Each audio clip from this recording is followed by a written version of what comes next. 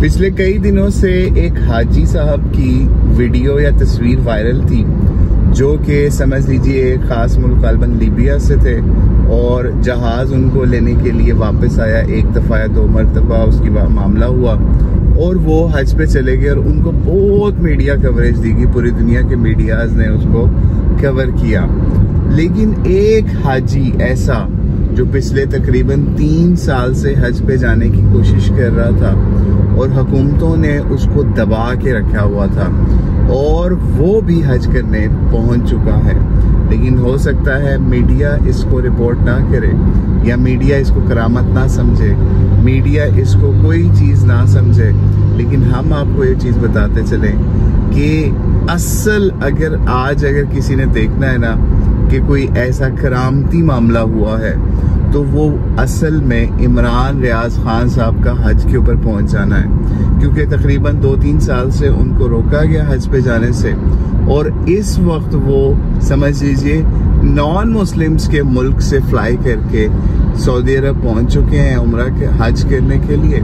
और समझ लीजिए इसमें एक मामला आपको और भी बताते चले, वो ये कि आपको ये ना कहे कि जनाब हम तो कोई पीटीआई है वाले हैं या फिर ये ऐसी बात नहीं है भाई।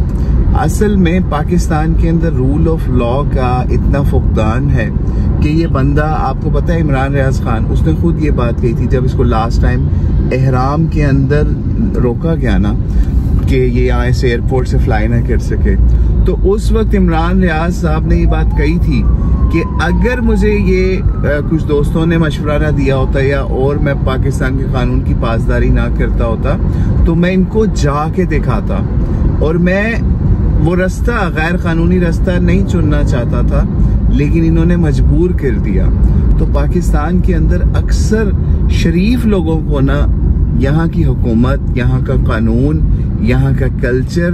वो मजबूर कर देता है कि वो घी सीधी उंगलियों से नहीं निकल रहा तो टेढ़ी से निकलवा लो, वो काम आप करके दिखाओ, ठीक है। यानी आप ये देखिए कि पाकिस्तान के कानून के मुताबिक वो बंदा हज पे नहीं जा सकता था, लेकिन गैर मुस्लिमों के कानून के मुताबिक वो बंदा हज करने चला गया और पाकिस्तान की गवर्नमेंट की इतनी अहलियत भी नहीं है इस वक्त कि वो उस मुल्क के वीजे जिसके थ्रू वो हज करने पहुंच गया है उसको चैलेंज भी कर सके कि ये हमारा बंदा आपने किस तरीके से अपने मुल्क से हज करने के लिए भेज दिया। तो खैर मुसलमानों को भी सोचना चाहिए कि मुसलमान किस तरीके से अपने मुसलमानों के लिए किस तरीके से आग का अंगारा बने हुए हैं और मुसलमान का समझ लीजिए खुद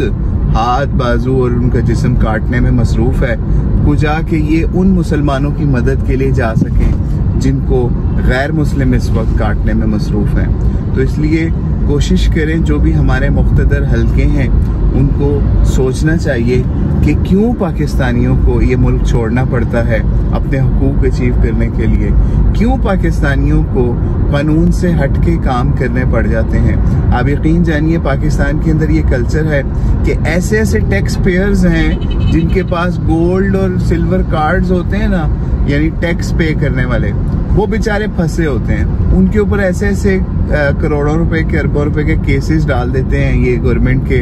अहलकार कि वो बेचारे फिर अपना बिजनेस टैक्सेस की वजह से वाइंड अप करके दुबई में, यूरोप में, इवन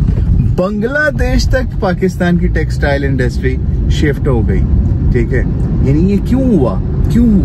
क्योंकि यहाँ पे कोई ना तो पाकिस्तानी शहरी की पाकिस्तान की हुकूमत की नज़र में कदर है,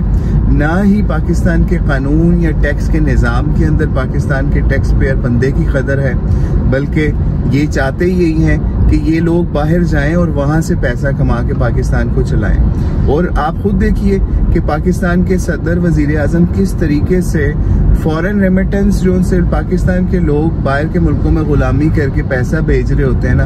उनको बड़ा प्रेज कर रहे होते हैं, बड़ी जी ये। और दूसरी तरफ जो सियासी जमातें हैं, कोई कहती है जी हमने इसका बाइकआउट करवा देना, हमने इनका वो करवा देना। तो भाई क्यों आप अपने मुल्क के अंदर ऐसा मामला नहीं रख रहे कि लोग पाकिस्तान को छोड़ के ना जाएं और पाकिस्तान के अंदर रहते हुए अपने बिजनेसेस भी करें, अपनी जो भी उनकी मामलात हैं, जैसे इमरान रियाज खान वाला मामला, मीडिया, और इस वक्त भी आपको पता है कि कितने मीडिया पर्सन जो हैं वो पाकिस्तान से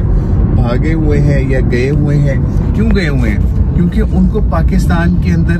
उनकी जिंदगियां सेफ नहीं है। उनको कानूनी जो है वो उनको पता है कि कानूनी तौर पे हमें प्रोटेक्शन नहीं मिलेगी, कानून की कोई बालादस्ती नहीं है और हमारे ऊपर सैकड़ों केसेस डाल के हमारी ज़िंदगी जो है वो तबाह बर्बाद कर दी जाएगी। तो फिर पाकिस्तान उनको मजबूर कर देता है इस मुल्क को छोड़ने के लिए।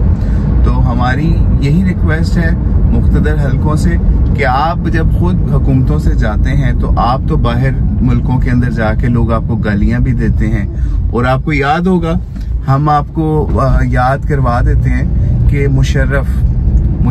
कितना बड़ा डिक्टेटर था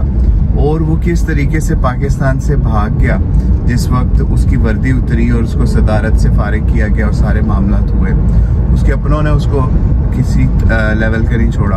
और उसका अंजाम पता है क्या हुआ? मुशर्रफ का अंजाम, हम वो नहीं कहेंगे वो बीमारी से मर गया, फलां बीमारी होगी, ये बीमारी होगी। उसको दुनिया के अंदर अल्लाह ताला ने ऐसा जलील और रुसवा किया कि जो के बुगटी को बलूचिस्तान को कहता था हम तुम्हें वहां से मारेंगे कि तुम्हें पता भी नहीं चलेगा। ठीक है, उन लोगों को, ठीक है, उसके अंदर गलत भी लोग होंगे लेकिन फिर भी अपने मुसलमान भाई थे, उनको आप प्यार से समझाते। ये क्या तरीका था, हम तुम्हें वहां से मारेंगे तो पता नहीं चलेगा। ठीक है, तो चाहिए ये था अपने दुश्मनों को मारो ना। वहां तो आप आगरा के अंदर नाचते रहे अपनी बीवी के साथ जाके, मुशर्रफ की बात कर रहे हैं। ठीक है, तो खैर वो जनाब मुशर्रफ का ये अल्लाह ताला ने हाल मुसलमानों को, पाकिस्तानियों को करके दिखाया कि जिस वक्त उसने अपनी पार्टी बनाई, ठीक है, इधर तो हमारे समझ लीजिए ओहदों के ऊपर एंजॉय वो करता रहा ना एक प्रोसेस के अंदर जाके, लेकिन जिस वक्त वो अवाम के अंदर उसने आने की कोशिश की, उसने सियासी पार्टी बनाने की कोशिश की, तो आप जाइए वो अपनी सीट भी नहीं जीत सका। मतलब उसके अंदर इतनी कैपेबिलिटी नहीं थी कि वो इलेक्शन लड़के, एक काउंसलर का इलेक्शन लड़के ही जीत के दिखा देता। मुशर्रफ की बात करें, और जिस वक्त वो बाहर के मुल्क भागा हुआ था वहां से पाकिस्तान आया कि जनाब मेरे केसेस जो हैं वो अपने तरीके से मैं खत्म करवा के सारे मामला करूंगा, लेकिन आपको पता है कि उसको रिसीव करने के लिए चंद 100 बंदे भी नहीं जा सके। जो पार्टी उसने बनाई थी उसका क्या हाल हुआ, ठीक है, वो सबको पता है कि वो एक सीट नहीं जीत सकी वो पार्टी, ठीक है, कभी भी। तो आप खुद सोचिए कि ये डिक्टेटर्स, उनको अल्लाह ताला दुनिया के अंदर निशान इबरत बनाते हैं, लेकिन फिर भी बाद में आने वाले उससे इबरत का निशान नहीं पकड़ते। आप देखिए, आज जाइए बाजवा की वीडियोस निकाल के देख लें, बाजवा को किस तरीके से बाहर के मुल्कों के अंदर क्या उसका मामला किया जाता है। और बहरहाल हम कुछ मजीद नहीं कहना चाहते, लेकिन लोगों को सोचना चाहिए, समझना चाहिए कि ये दुनिया जो है ना, अल्लाह ताला इसके अंदर भी कुछ चीजें लोगों को दिखा देता है। जिंदगी मौत का मामला नहीं, असल मामला ये है कि अल्लाह ताला कुछ लोगों की ऐसी जिल्लत करते हैं कि वही इख्तिदार है, वही सब चीजें हैं, लेकिन आज तुम्हारी कोई पावर नहीं है। ठीक है, तुम मरो जियो, लोगों को कोई परवाह नहीं है।